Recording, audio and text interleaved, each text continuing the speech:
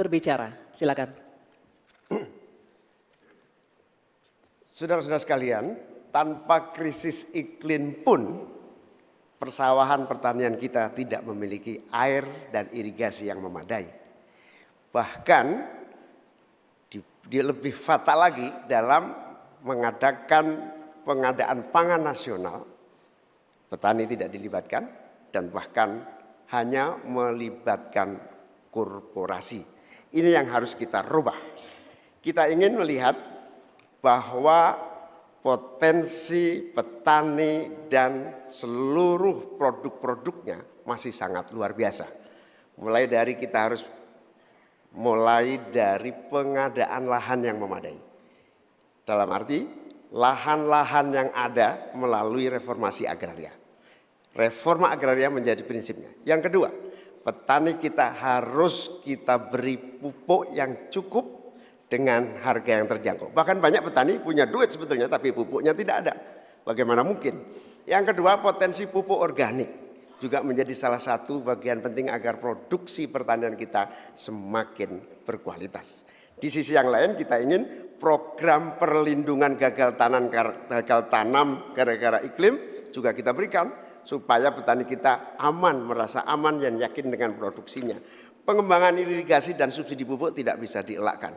Tidak boleh kita melakukan pembiaran petani kita sehingga kita kekurangan pangan, petani kita tidak diberi kesempatan untuk mengisi kekurangan pangan itu. Kualitas pangan kita bergantung juga kemampuan kita memfasilitasi agar petani kita lebih produktif lagi. Dengan cara ini desa-desa kita libatkan untuk menjadi bagian dari satu kesatuan pengadaan pangan yang berkualitas, sekaligus kita hentikan untuk ketergantungan dari pangan di luar produksi kita sendiri. Baik, terima kasih. Selanjutnya kami persilakan calon wakil presiden nomor urut 2 Bapak Gibran Rakabuming Raka untuk menanggapi. Waktu Bapak 1 menit dimulai ketika Anda berbicara, silakan. Baik, terima kasih. Enak banget ya Gus ya, jawabnya sambil baca catatan tadi. Kuncinya di sini adalah ekstensifikasi dan intensifikasi lahan. Kemarin tahun lalu kita sudah bangun pabrik pupuk di Fak-Fak. Kuncinya untuk meningkatkan produktivitas ya kita harus genjot kawasan industri pupuk.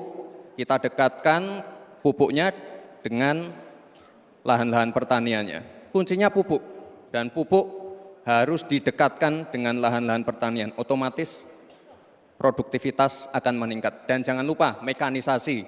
Kita ingin meningkatkan produktivitas para petani. Pakai RMU, pakai combine harvester, dan juga kita melibatkan generasi muda melalui smart farming. Pakai IoT untuk melihat pH tanah, keasaman tanah, kesuburan tanah, dan juga penggunaan drone untuk penyemprotan pestisida. Terima kasih. Baik, terima kasih. Terima kasih. Baik, kita lanjutkan Bapak-Bapak. Oke, selanjutnya. Kita lanjutkan ya Bapak Ibu. Cukup ya. Kita lanjutkan dulu.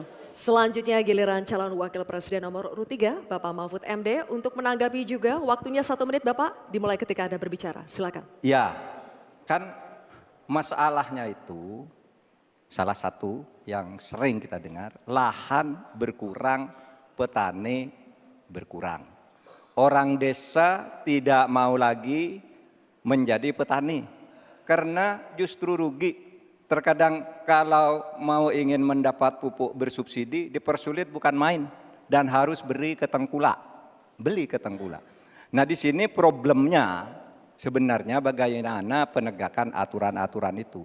Kami di Jawa Tengah itu pernah punya program di mana Pak Ganjar waktu jadi gubernur waktu itu membuat 29 badan usaha milik petani yang itu efektif untuk membantu petani saling menolong menggarap tanahnya sehingga dia kerasan di desa.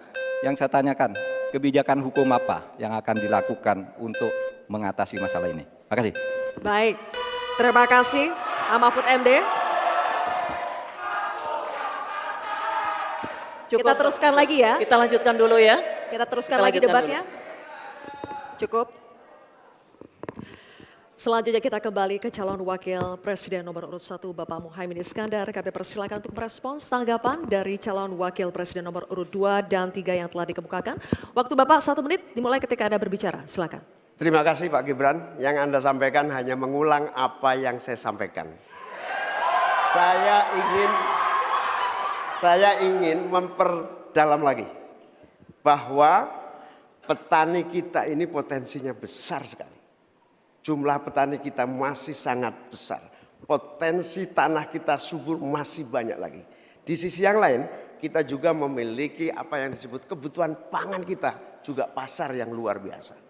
Nah, dalam konteks ini, antara suplai kita punya potensi, antara permintaan kita juga punya sangat kuat. Oleh karena itu, pemerintah tidak boleh diam. Turun tangan, jangan terlalu normatif mengatasi keadaan. Untuk Pak Mahfud, saya ingin menyampaikan bahwa seluruh perangkat undang-undang yang menyangkut perlindungan petani dan produksi kita sebetulnya lengkap. Tinggal implementasi saja dari seluruh proses hukum yang kita miliki. Kemauan politik, kesungguhan, tidak mengabaikan petani yang penting. Terima kasih Bapak Muhaimin. Waktu